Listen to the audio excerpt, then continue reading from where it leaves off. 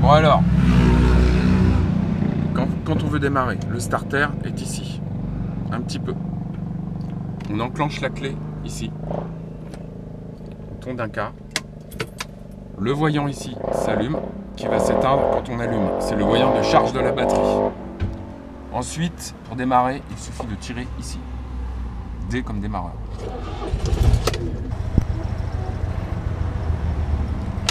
Ensuite, ici, nous avons les warnings qui ne servent pas à grand chose, forcément. Et ici, nous avons les essuie-glaces qui forcément accélèrent en fonction de la vitesse de la voiture. Ici, des givrages chauffage, vous n'allez pas en avoir besoin. Normalement. Mais bon.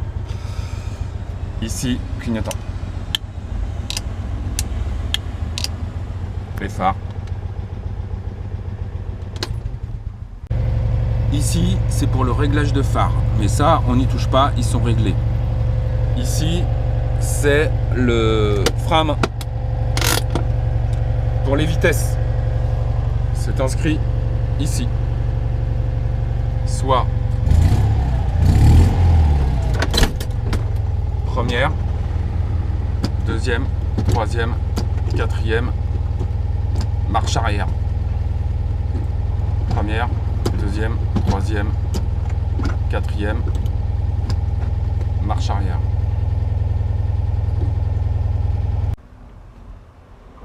Nous avons aussi l'ouverture, l'aération. En dévissant ce truc là, ça s'ouvre devant. C'est-à-dire qu'on a le vent qui arrive ici. Voilà, ça s'ouvre devant. Pour l'ouverture, tu auras compris que c'est, on tire comme ça. Ça sert tout simplement à tenir la vitre comme ça. Nous passons à l'arrière et puis les portes se ferment avec ce petit clapet qui est là. Voilà, ça c'est ouvert, ça c'est fermé, tout simplement. Et ça s'ouvre comme ça. C'est très brut de pomme, c'est comme ça. On a un petit levier en dessous. On appuie dessus et on tire.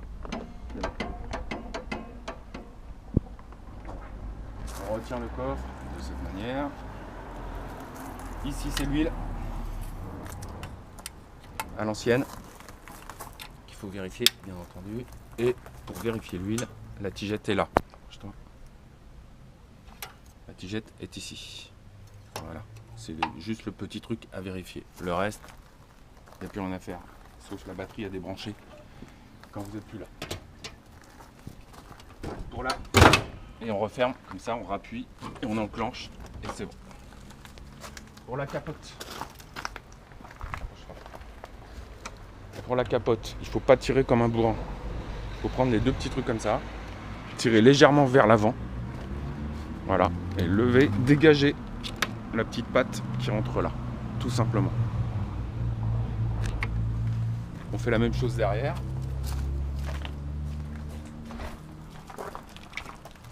Je tire légèrement en avant, mais vraiment tout doucement. Voilà, et ça se débloque. Et là, je roule la capote.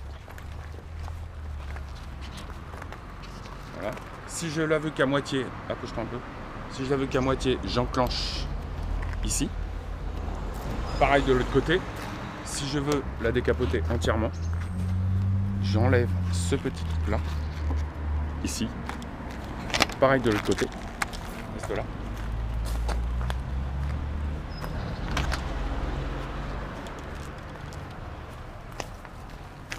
Et je fais la même chose derrière.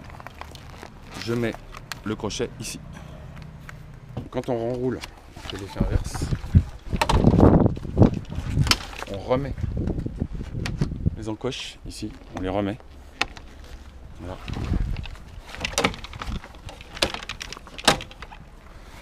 Et ici, on tire, on reprend le truc, on y va tout doucement. Mais tout doucement, jusqu'à temps que ça rentre dans l'encoche. Comme ça. Alors pour le coffre, personnellement je ferme jamais la voiture, ça sert à rien. Parce que il y a voilà, on bloque le coffre de cette manière. Ça sert à rien parce que sinon il découpe la capote. Donc, ça sert à rien. Donc dans la voiture, il y a une caisse à outils, une batterie, un jerrycan plein. Toujours se balader avec un jerrycan plein. Bon, de l'huile, mais bon, il faudra en racheter. Et puis des pièces que je laisserai dans le garage. Voilà. Ensuite, forcément, comme toute voiture, il y a une roue de secours qui se trouve ici, avec tout ce qu'il faut, panneau de signalisation, de quoi démonter les roues, de quoi la lever, la roue de secours. Voilà. Il y a tout ce qu'il faut. Pour l'essence, il suffit d'appuyer sur le bouchon et de tourner vers soi. Voilà. Il y a 2 crans ici que l'on met là, on appuie et on tourne comme ça, tout simplement. Il n'y a pas de clé, il n'y a rien du tout.